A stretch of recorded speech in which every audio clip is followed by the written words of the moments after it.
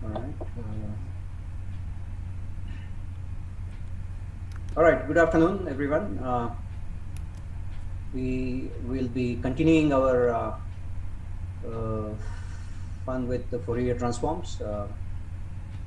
Just as a quick recap of what we already looked at, we looked at the basic idea of the Fourier transform. Emphasizes linear nature.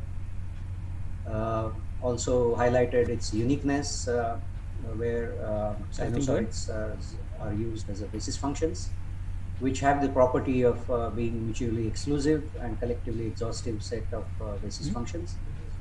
We also looked at certain properties with examples relating to odd and even functions, how the linear combination translates in the Fourier domain, scalings of both the kinds, scaling along the x-axis as well as y-axis.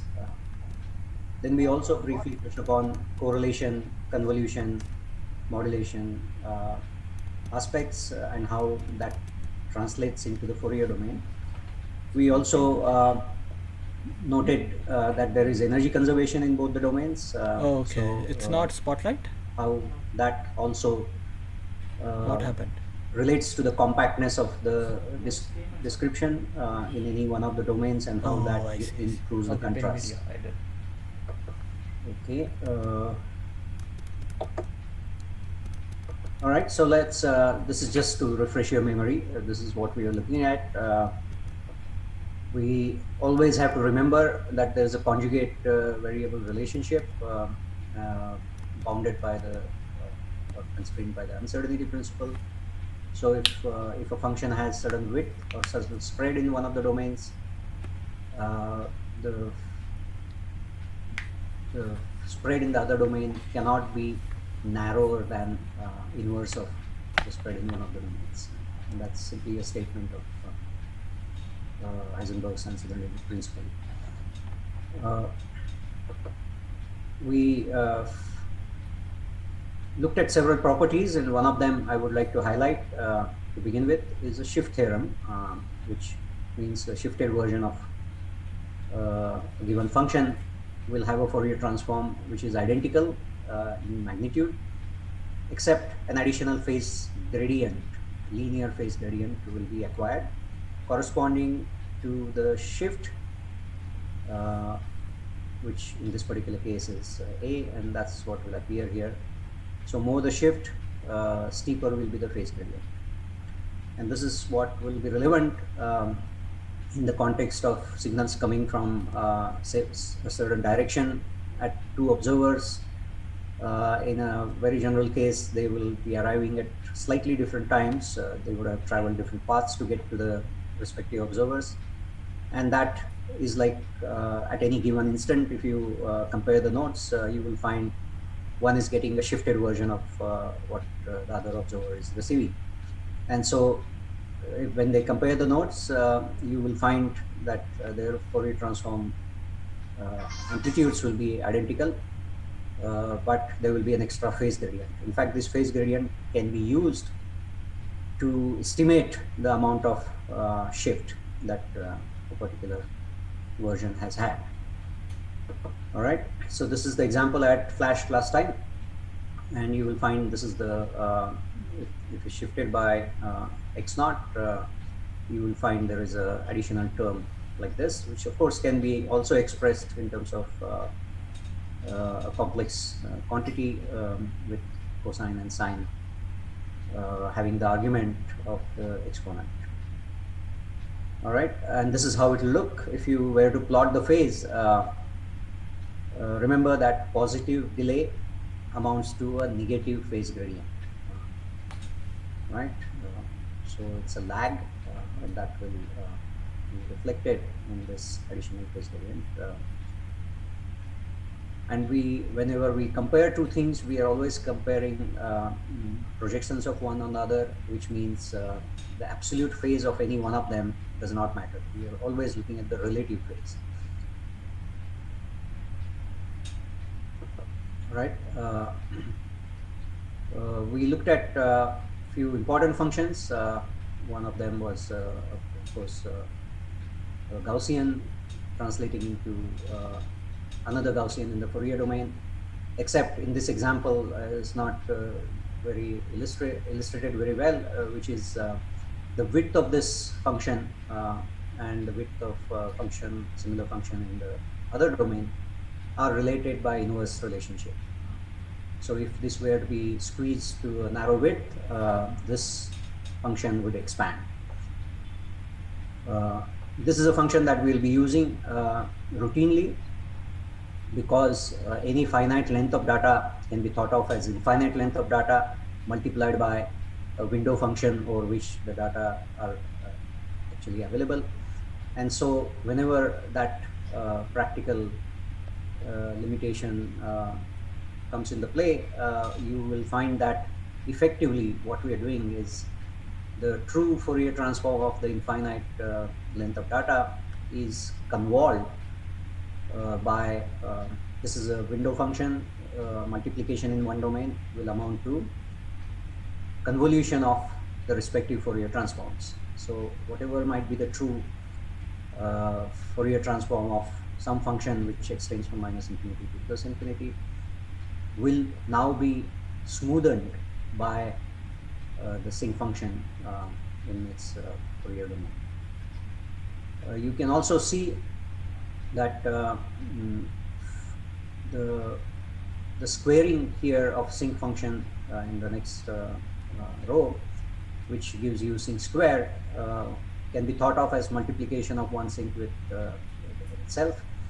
And this multiplication using the convolution theorem, we can say that this multiplication will amount to convolution of a boxy function with itself.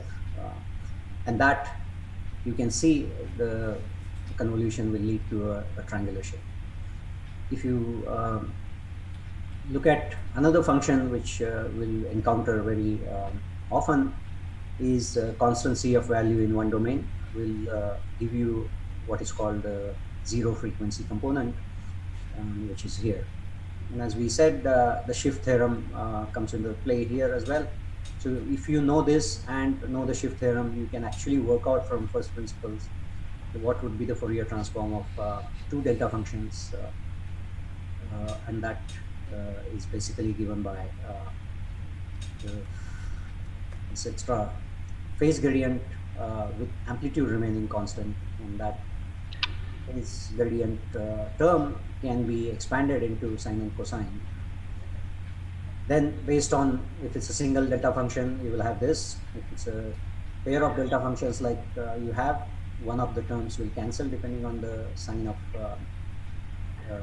using of the frequencies, and so on and so forth. So you can actually derive these pictures from using essentially these few basic pictures.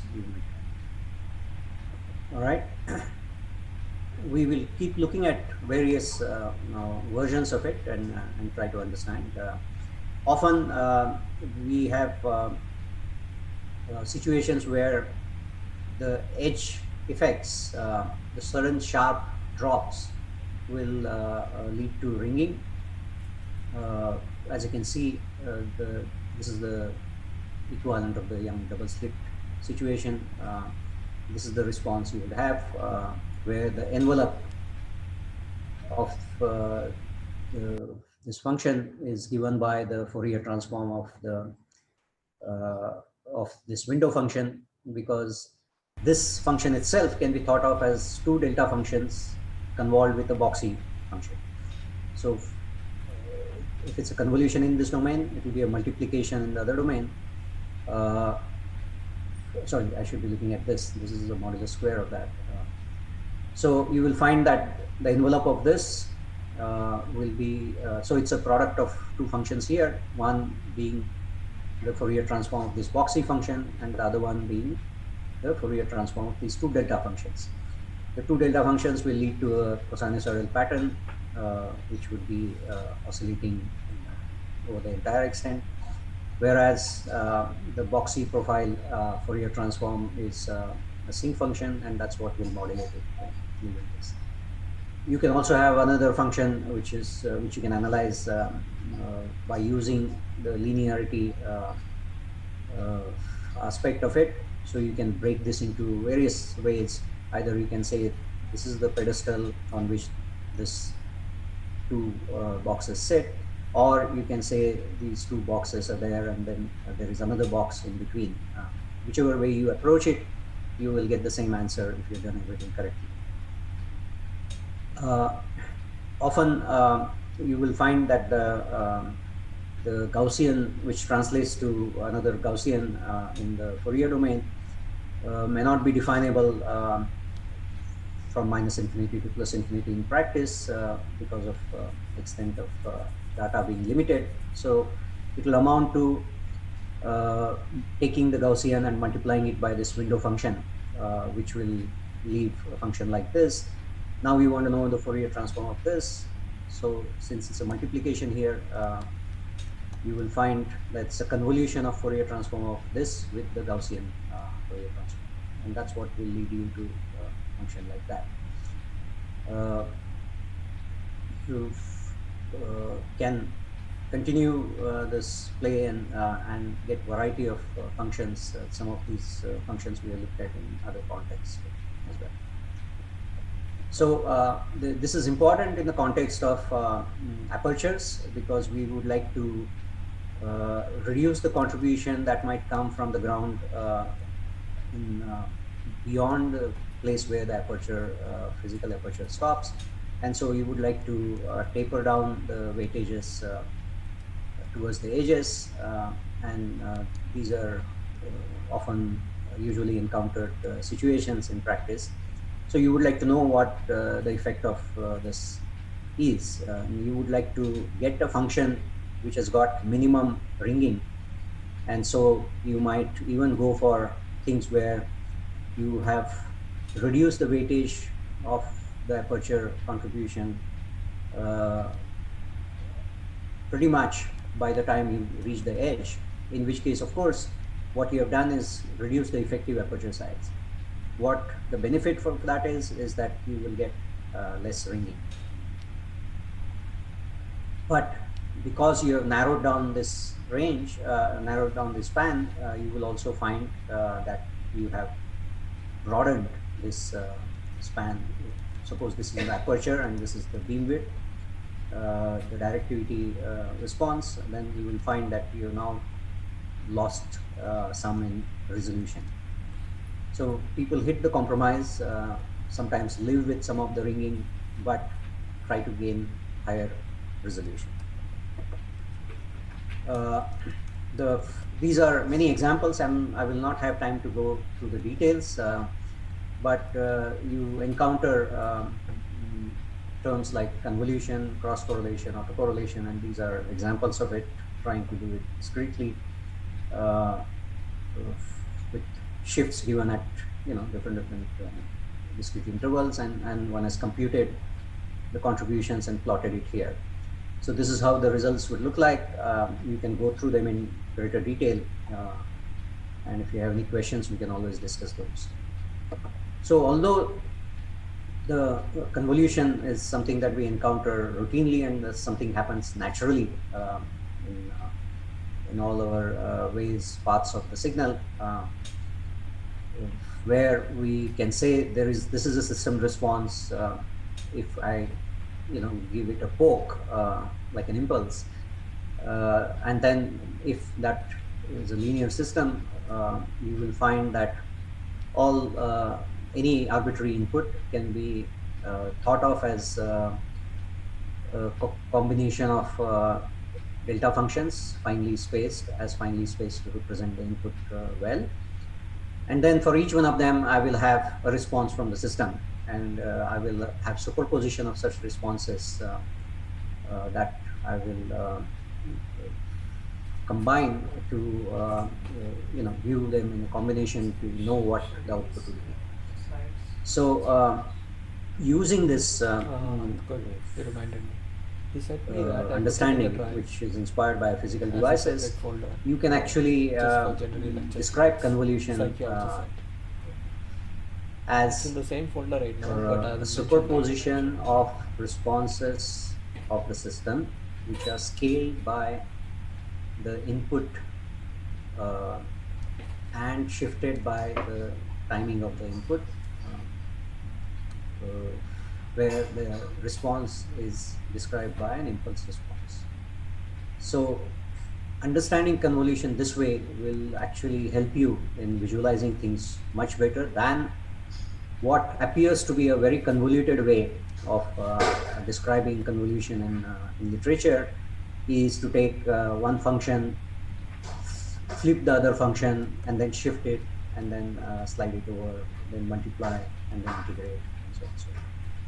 So although you will get the same answers, physically it might be useful to use the understanding we have in practice, the way linear physical devices work.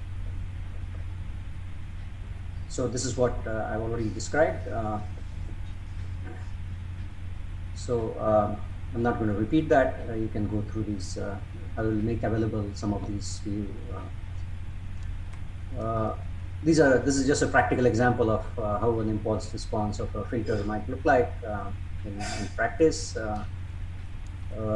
And then you can see that whatever might be the input, if you make replicas of this, appropriately shifted and scaled in height, and superimpose them, you will get the output. Okay. All right. So this is already said. So you can also prove the convolution theorem, which states that if you convolve two functions, if their Fourier transforms multiply, you can do that using the simple shift theorem concept, and that is now possible after visualizing that you have you're viewing the convolution as superposition of shifted and scaled versions of impulse responses, where the impulses heights and times are decided by the input. So I'll leave you to go through this. We have looked at the same thing basically, and this is just a pictorial representation of it. You can see that so this is a convolution of two delta functions with Gaussian, and this is you will have the envelope given by this function which repeats, and you have a sinusoid inside, and so this is how it will look like. If you increase the separation between these, you will have faster variation, because the Fourier transform two data functions further apart will give you higher frequency oscillation, and so on. So when you try to merge them together, of course the variations corresponding to the sinusoidal variation will be slower, and then you might get something like this. This is another example of convolution which you can go through. I would recommend one example for you, just to get a feel for this. You imagine that you have in your college certain number of people taking admission each year. You can assume some set of numbers, and then ask how well they do in their course, how many people pass out after 3 years. Nobody passes out before 3 years, of course, let's say. And maybe 80% of them pass out after 3 years. Some of them are left behind. They might, another 15% might finish in the 4th year, and maybe 5% might finish in the 5th year. That is the pattern.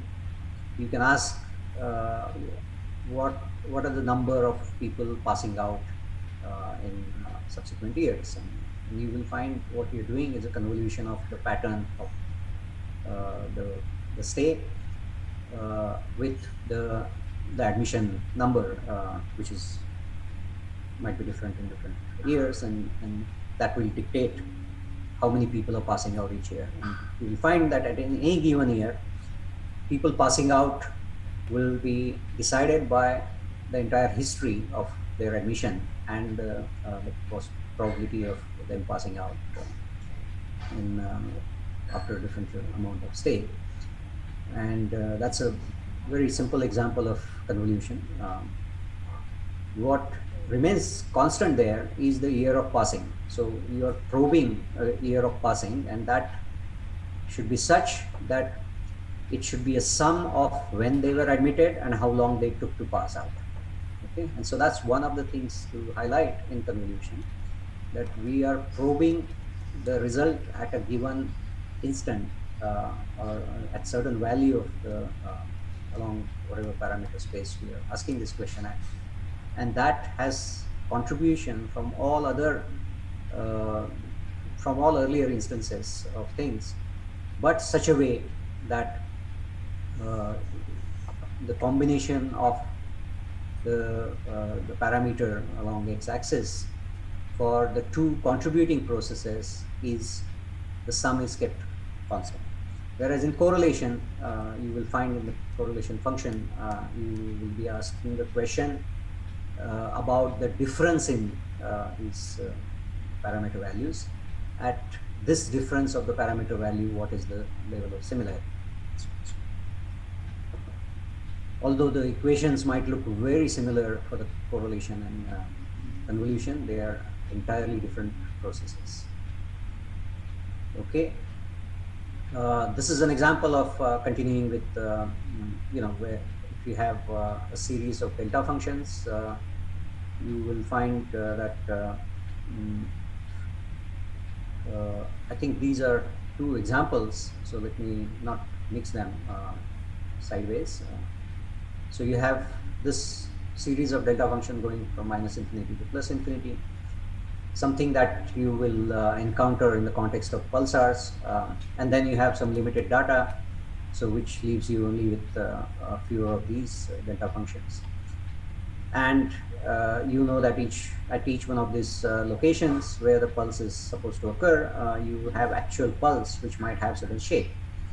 So it amounts to taking this function, multiplying it with this function, and then convolving the result with another function which describes the pulse rate. So this is how we will get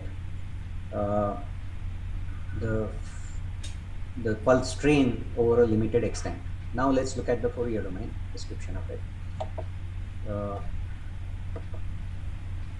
So you will get a series of delta functions whose Fourier transform is also a series of delta functions, where the separation between the delta functions in the Fourier domain is inverse of the separation in the time domain. Then you have this boxy function which has Fourier transform which is a sinc function. Because the box is pretty wide, the sinc function is going to be narrow, relatively speaking. So this multiplication leads to a convolution, and you will get this particular pattern, which is a simple convolution of a series of delta functions which are extending from minus infinity to plus infinity, and each one of them is smoothened with, or so here you will find the description of my putting replica of one function at every location of the other function in convolution pretty handy, because you can just put replica of this this function at every location of this function, scaled and shifted to wherever they are located.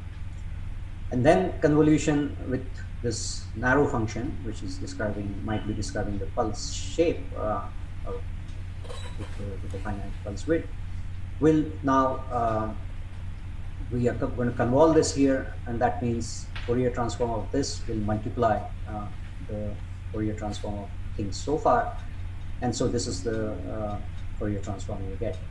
So without having to compute this, you could arrive at this from these simple considerations and operations, and this is what I would encourage you to do most of the time when it's possible to do so. Okay, these are just repetitions of what I already said in terms of properties and so on.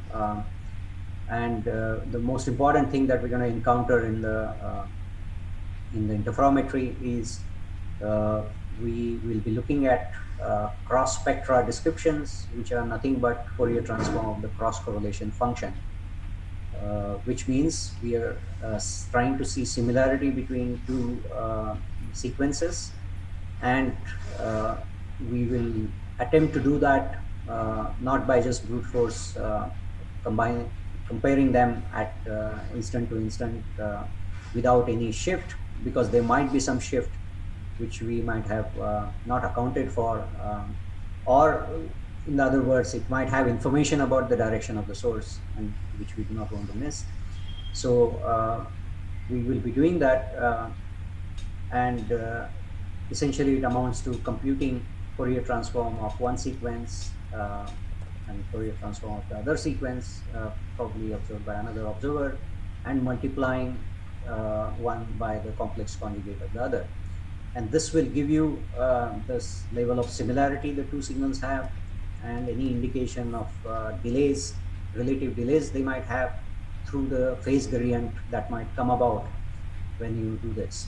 Remember, in doing this, the common phase description of F, if it also matches with G, is cancelled out. It's because of the conjugation here, and it's only the relative phase that will survive. And this is what we routinely use while measuring similarity between the electromagnetic fields received at the two spatially separated locations. And this is a measure of spatial mutual coherence function that we look for and make those measurements as many as possible, and then Fourier transform of which will give you a picture in the image domain, which may or may not be very clean, but it can be cleaned subsequently. So here the order matters, and as I've said, the change of order just flips the sign with the axis, the x-axis. These are some examples. If you have a square aperture, like in the tiles of small elements arranged in a matrix form that we looked at as one of the examples of the antennas, you will find that the field pattern will then be a two-dimensional sinc function.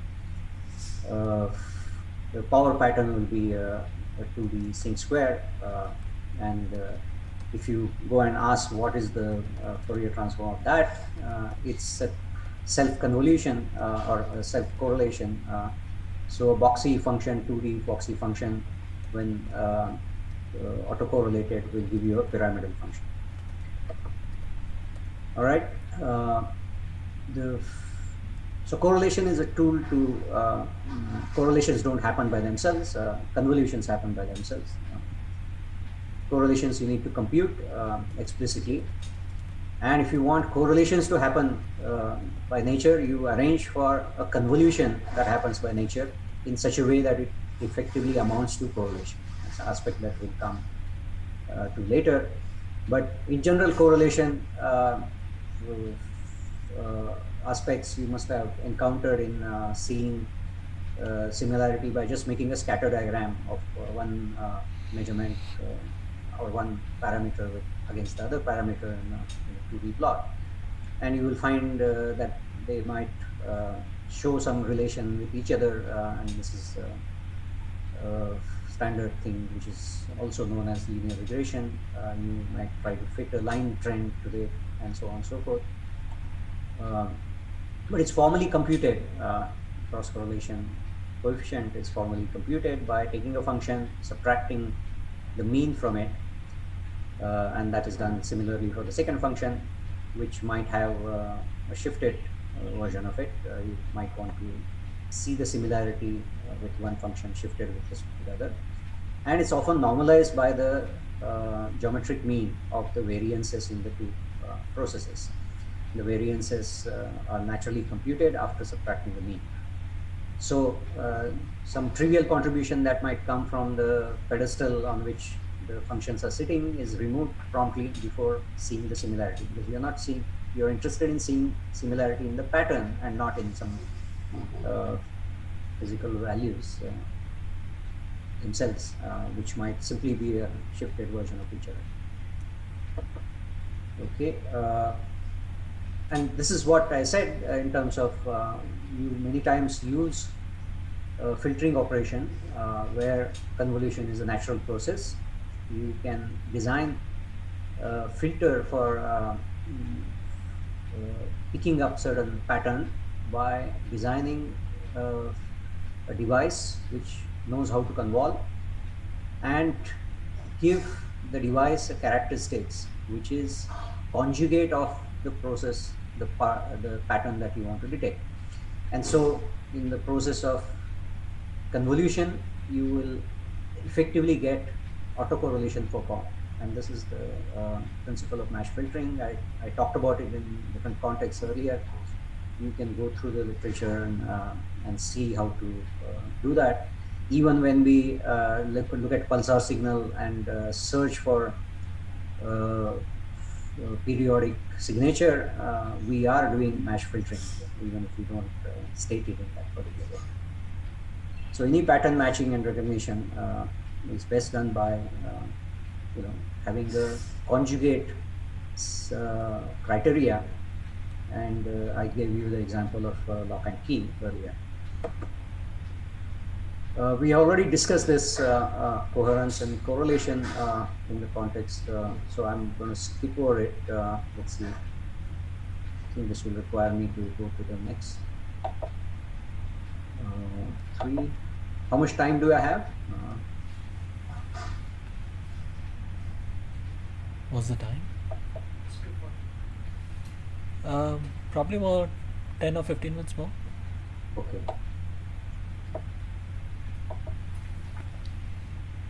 Right, we started late. Okay, so this is something that I already talked about. Let me just browse through it to make sure that I have not missed out to say anything. We have talked about the most often encountered pairs, Fourier pairs in astronomy context. If you want to know the angular response, how the directivity is described, we can take the aperture distribution, which we might know better, and then Fourier transform that to get the angular response. We have exploited this relation between the brightness distribution in the sky, which is Fourier related to the spatial coherence function.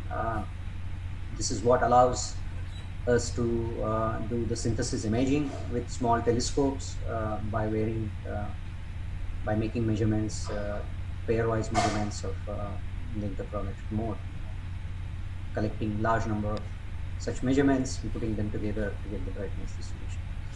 We routinely use, and this is a more familiar example that we have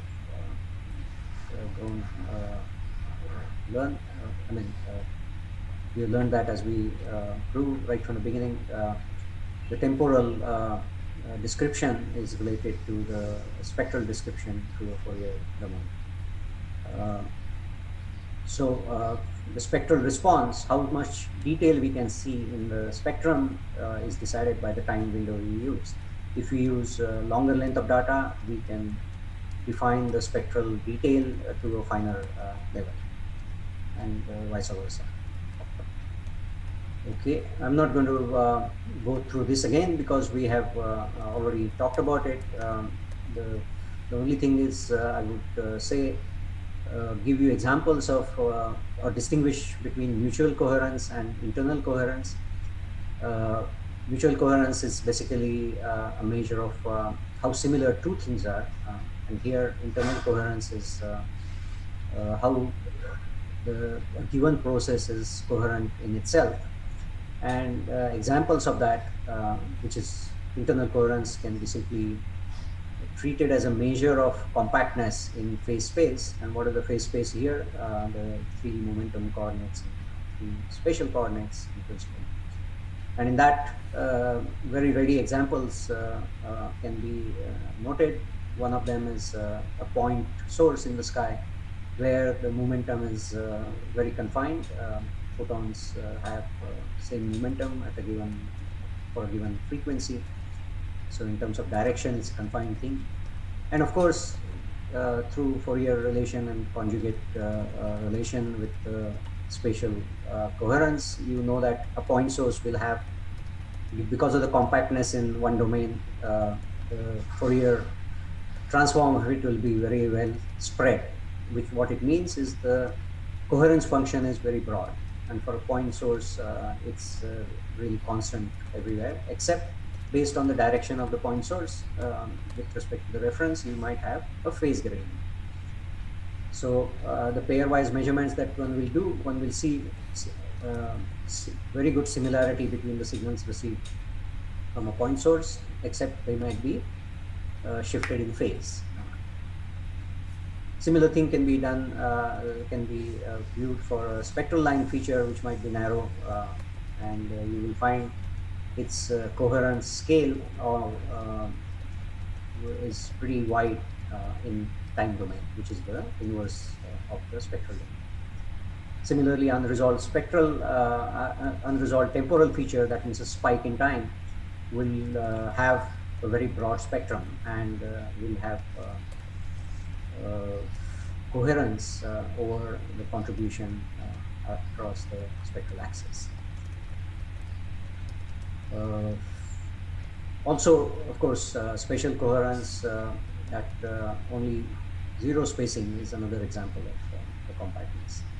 And this is true of the cosmic microwave background, which any two observers sitting at any other location, any two locations with more than zero spacing, will not see much similarity between what they receive, because although from each direction whatever is received is very similar at the two locations, it's phase shifted with respect to each other based on the angle at which it's coming by, and combinations of such from a range of directions will now begin to look different, more and more different. And so cosmic microwave background, for example, if you were to measure, you will see contribution of it is seen only very close to zero spacing. Okay. All right, so I'm all this we have looked at. I'm going to skip over this, go to the next thing called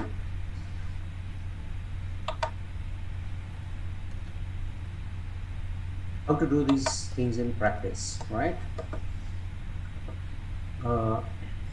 So we have seen this integral version of it, and now we can consider the following.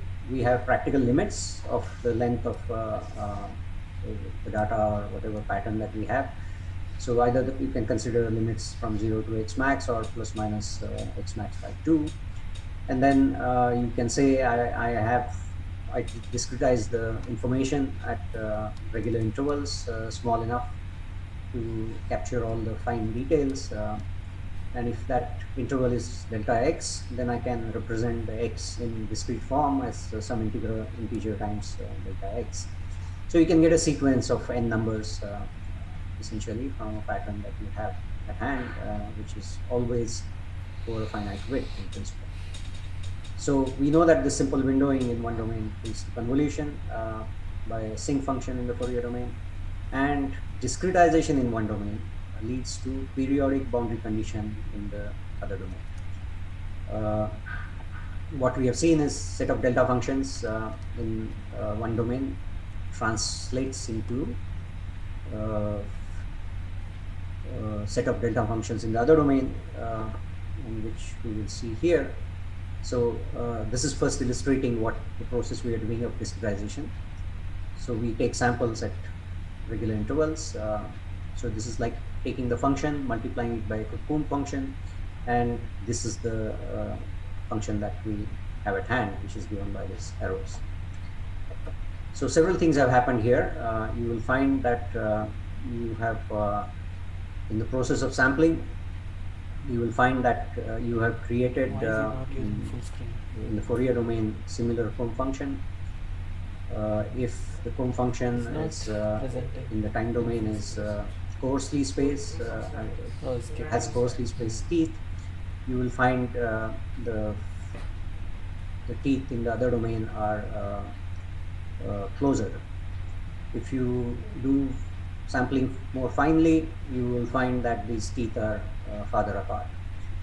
And if this was the Fourier transform description of the original signal, then you will find because you are multiplying this Coombe function by the function of interest, you will find multiplication in this domain leads to convolution in the other domain, where you put replica of this function at every location of the delta function. So this is how we would make a picture of what you would get after sample data has been Fourier transformed.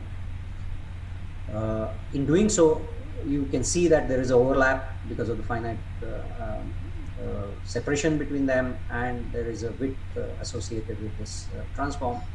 So you would like to avoid them overlapping, because once they overlap and sum together, it's very difficult to disentangle their contribution. And this is the phenomena of aliasing. When you have the combined contribution, you do not know whether it came from the right side of this function or left side of that function. And this causes loss of information. So normally, to ensure that there is no overlap, you have to keep the separation between these teeth to be twice the bandwidth. If this is the bandwidth, then plus minus representation across frequency exists, which gives you 2b. You do not want any overlap, so you keep the separation. And this is nothing but the so-called Nyquist criteria for sampling information. And this you will encounter everywhere. This is just more on the same thing. This is bringing in the window function of the finite length of data, also in accounting for its effect. So because you have the windowing function in this domain, because of practical limitation of not having data from minus infinity to plus infinity, we said that this window function, this windowing will amount to convolving the true spectrum with a sinc function whose width is inverse of this window function. Having done that, we know that information will not change finer than that width of the sinc function, and so you need not sample this spectrum also in great detail, and you can bring in discretization there, which will be let's say entity you can call delta S, and so you can describe the spectrum also in some discretized form. And this is essentially, and it turns out that if you had n points Fourier transform, you will have n independent pieces of information in the other domain as well. As we said, information content does not change. They might exist in terms of Hermitian symmetric spectrum with n by 2 complex numbers, or in terms of n independent numbers. So you will find that information content is exactly same. So we looked at that the optimum sampling is where the spectra might touch each other after they are replicated at every tooth of the Coombe function, which is the Fourier transform of the sampling Coombe function. People might, with extra resources put in, might actually separate them out very well by doing a little bit of oversampling. For a real sequence, the Fourier transform has Hermitian symmetry, and the true temporal frequency spectrum is really one-sided. As you know, in the astronomy context, one can confidently say that if the h nu is the photon energy, the negative frequency has no physical meaning. But it is there because you have sampled the sequence as a real function. Only the real part is sampled. Ideally, you could have sampled the field in full complex form, in which case you will find you can collect the same amount of information by sampling at intervals which are 1 upon the bandwidth rather than 1 upon twice the bandwidth. So either you get complex information, which is 2 pieces of information, real and imaginary part, at intervals of 1 by b, or you get 1 piece of information, 2 pieces of information in the same interval of 1 by b as 2 samples which are equally spaced. So both these are different versions of the Nyquist theorem. Okay, I will not. So same thing holds good in the spatial domain. When we are trying to sample the coherence function or the field wavefront received from the source, we can ask what is the level of fineness we should have in the sampling of the wavefront or mutual spatial coherence function. You can argue that it is, since it's tied up with the direction cosine range, angular range that we will be looking at, and we know that it's limited to plus minus 1, which means the range is 2, and you can relate that to the level of sampling you can have, finer than which you will have no additional information. And that turns out to be half a wavelength. So if you sample the wavefront at intervals of half the wavelength, you have gotten all the information that you would like to have. Of course, you can, in practice, you land up sampling it much coarser, and there is a price you pay for it. Okay. Now, how finely one should digitize? We looked at how finely things should be digitized and represented along the x-axis. We can ask the same question: how finely one should note down the values as numbers along the y-axis. And you can see that in practice, people will use binary representation of it, and you will have these numbers even in the computer represented by such digital form. So if you have n bits, you know that 2 to the power n combinations are possible, and which can define the range over which you can represent a particular set of numbers. We generally choose this. We would like to have as many bits as possible, but that increases the data rate, the amount of storage we will require, and so on goes to as small a number of bits as possible without losing much. So in olden days, when things were not as easy as they are presently in terms of technology and resources, people even used 1-bit data. What does that mean?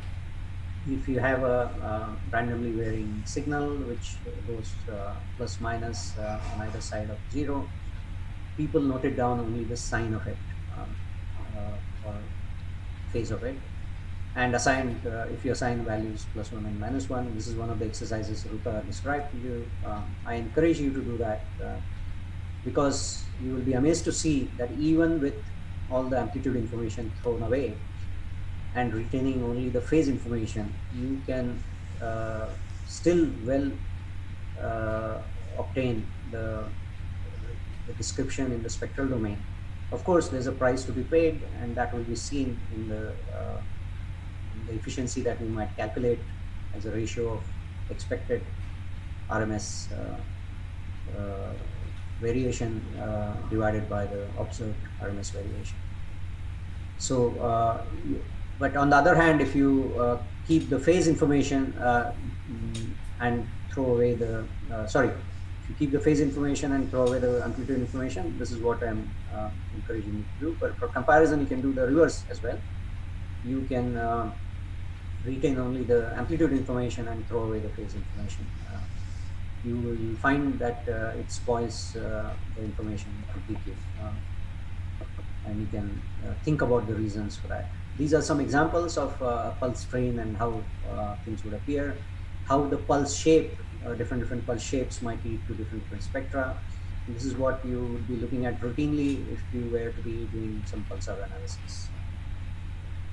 Except here it's assuming that a large number of pulses are there, so you have this domain defined more finely. Okay, there might be some artifacts because this is best illustrated by this pulsar example, where the comb function will also be seen in the Fourier domain. Suppose the true picture should be that all the comb teeth are as tall as or equally tall. You might find that because they do not fall on exactly on the sampled points in the Fourier domain, the sampling of which we have decided as delta S, there is no reason why the pulsar period should be exactly integral number of our sampling interval. And so you will find the contribution might appear to vary, but that's an artifact of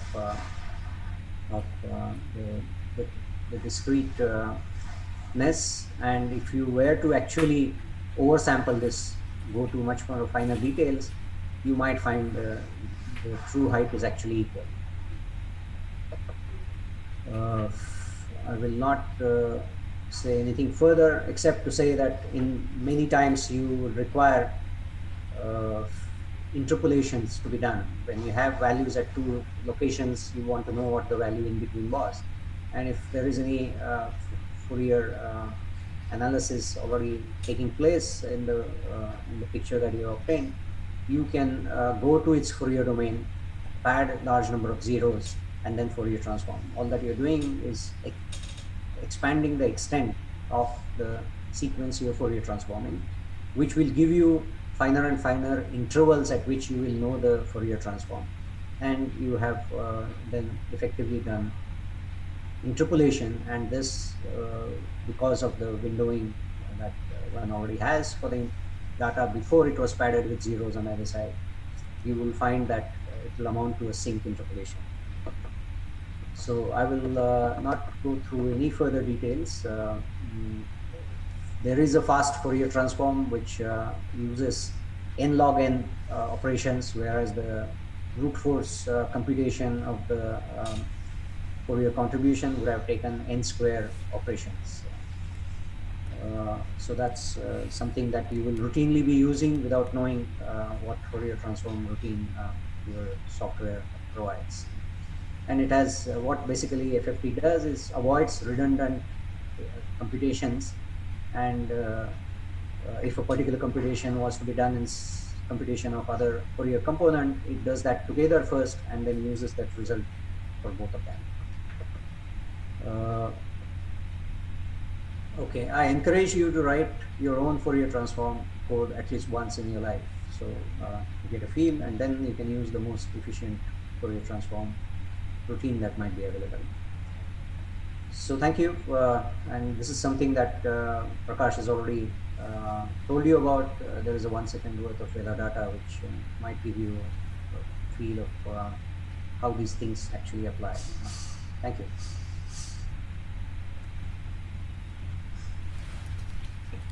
I'll be happy to answer any questions. Yeah, thanks, Desh. So you guys can unmute yourself and ask any questions you have.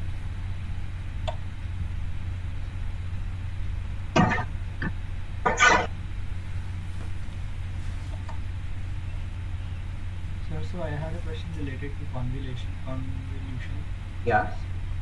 Basically, like this plots that you showed about like convoluting two functions. While taking a look at them, I was remembered about that modulation of waves that happens. Are these two processes related, or is it like completely different? Like modulation of, how you take one wave and then you modulate it over like another wave of higher. Yes. So that's a product. Okay. That's the multiplication operation. Okay. When you take one wave and modulate it with another wave, and precisely because it's a multiplication, the Fourier transforms will convolve, and you will see that if you take a sinusoid and have some arbitrary function modulating it, you will find that you can get the description of this combined effect in the Fourier domain by knowing what the Fourier transform of the sinusoidal function is, which is to a pair of delta functions, and the Fourier transform of whatever function you're modulating, the modulating function's Fourier transform. if it's known, you will find you can visualize that by putting replicas of that function at every location of the delta function corresponding to the the sinusoid. So it's absolutely right. You can visualize modulation because it's a multiplication. You will see convolution of the spectra in the Fourier domain. Okay, sir. Thank you. Sir, Yes. I have two doubts. One regarding the Fourier transform. So the first doubt is that, like, we know the Fourier transform like basically represent the data in time domain to frequency domain and vice versa. Yeah. So let's say I have a data of a pulsar like which pulses in a regular interval. So whenever there is a pulse, I will get a voltage spike up. So like, what is the purpose of like basically doing a Fourier transform and converting the data into a frequency domain? Because like I can see the pulses in the time domain also. Yes, if you can see it in the time domain, you can ask what else you would like to do with it, right? You Yes. might want to know its width.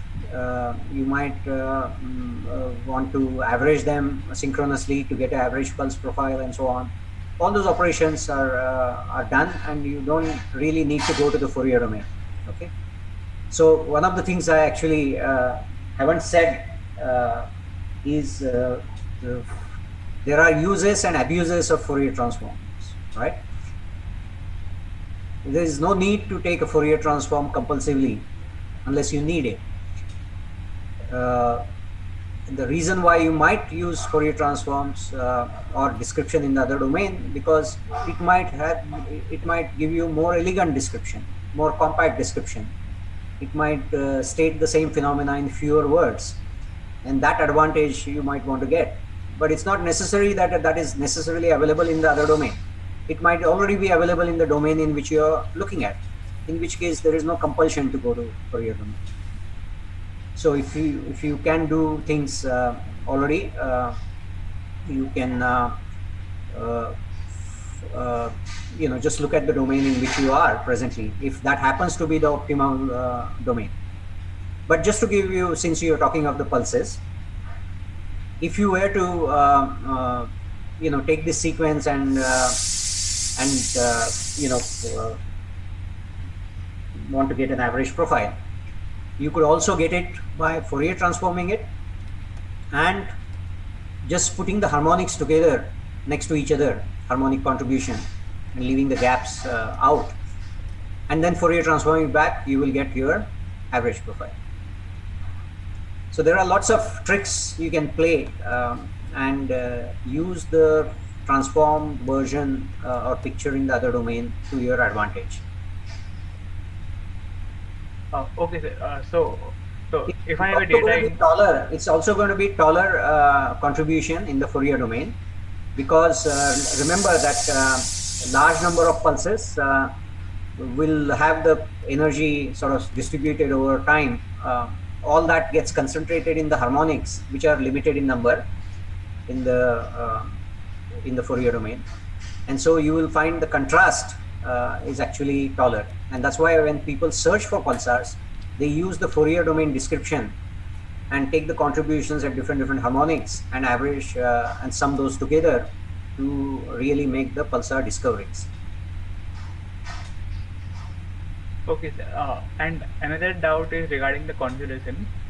So, is there any importance or any significance of convolution? Because I know that, we perform deconvolution operation to undo the effect of PSA function of any instrument. So, is there any similar importance of convolution too? Is there similar importance of the Convolution operator. Yeah, so convolutions happen naturally.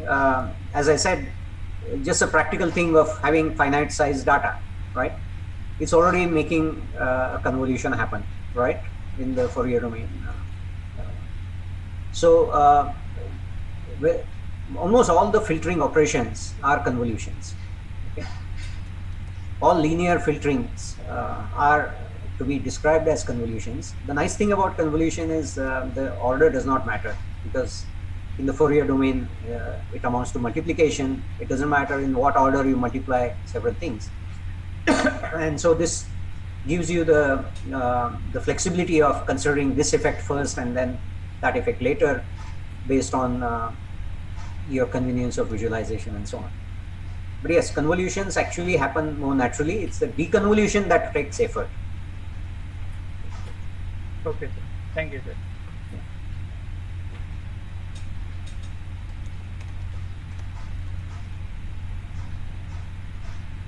In fact, okay, one of the places where you use convolution is what I said for doing filtering, for pattern recognition.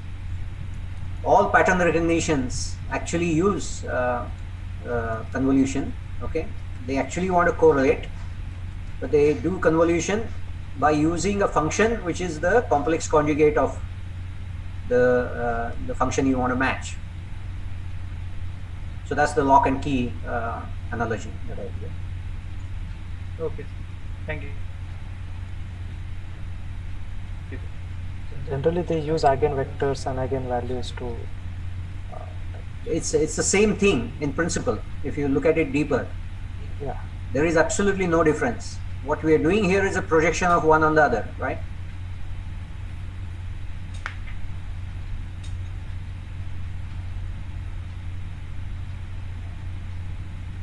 At some very crude level, it's seeing the dot product between two multidimensional vectors. Right? Yeah.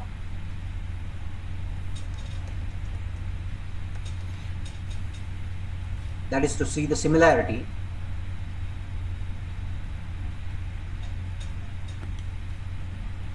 So all the correlation processes can be described as that, and we have seen how a convolver can be made to do a correlation operation by giving the conjugate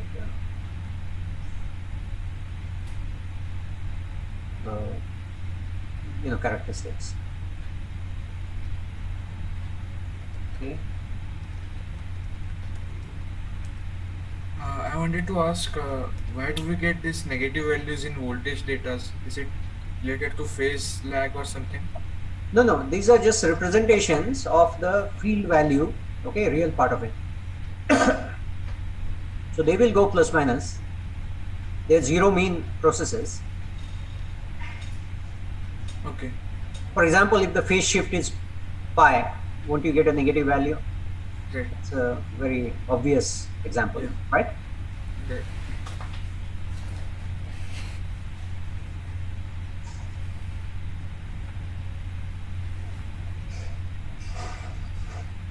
But I mean, these negative values are not means they are randomly occur in the readings, right? But they don't have any pattern or something. Well, Or they have a pattern. check if there is any pattern. And the pattern can be checked for by transforming these things or autocorrelating them, okay, autocorrelating the sequence, and see if any significant peak in autocorrelation occurs away from zero.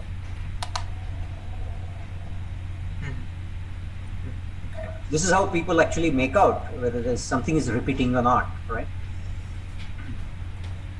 Oh, right. That they do even while generating random numbers on a computer for purposes of simulations and so on. They want to check whether it's truly random or not. That's a book? Right.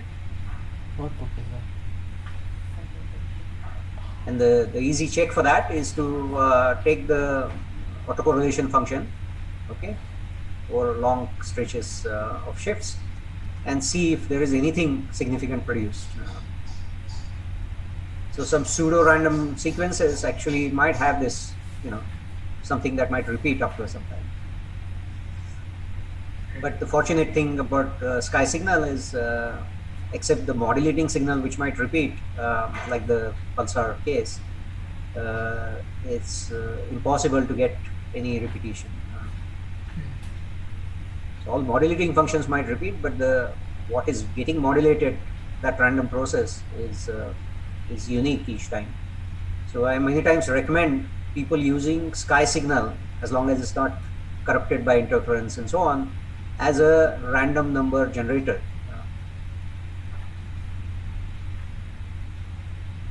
And I use that myself profitably many times. Okay, so it's just for a comparison with the periodic signal which we want. Pardon? compare it with this so it's just for the comparison of for means the random sequence of the normal sky, radio sky. Yeah. It's just for the comparison with the periodic signal which we actually want No, to achieve. no, not comparison. Just for any other. Suppose I wanted random number generator, right? Okay. I can use the sky, you know, the value of the field I receive, right? As a number, right? Which I am, you know, pretty assured that it will be random, you know, if it's not corrupted by other artifacts, locally introduced artifacts.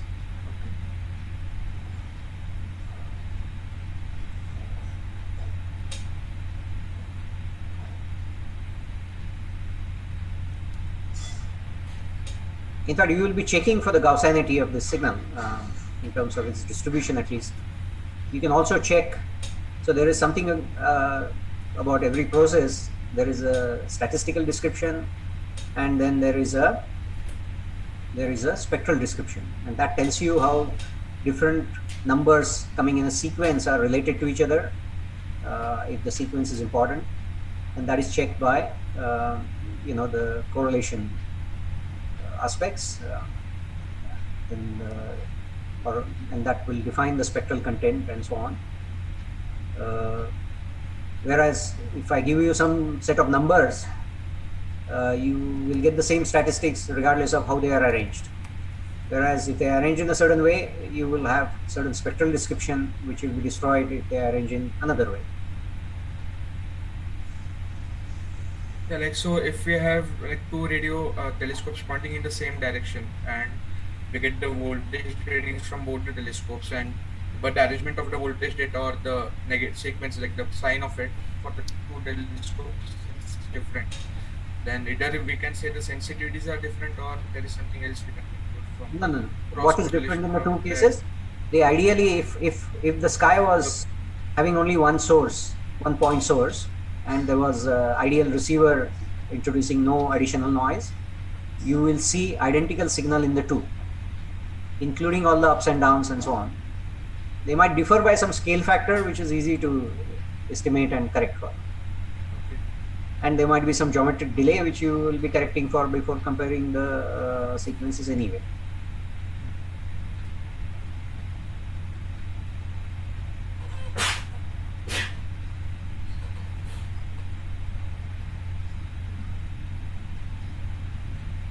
So even the ups and downs and the actual excursions will be following each other pretty much. So you'll get 100% correlation with everything else switched off. Yes.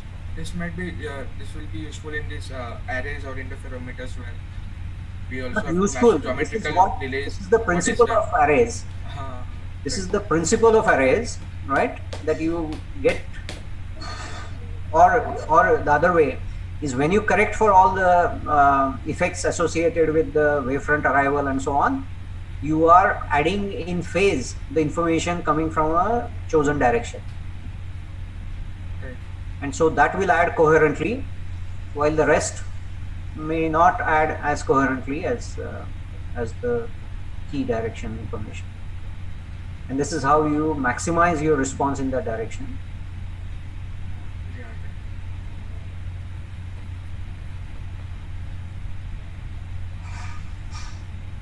Sorry, okay, I'm not carefully looking at the chat window. Are there questions that still to be answered?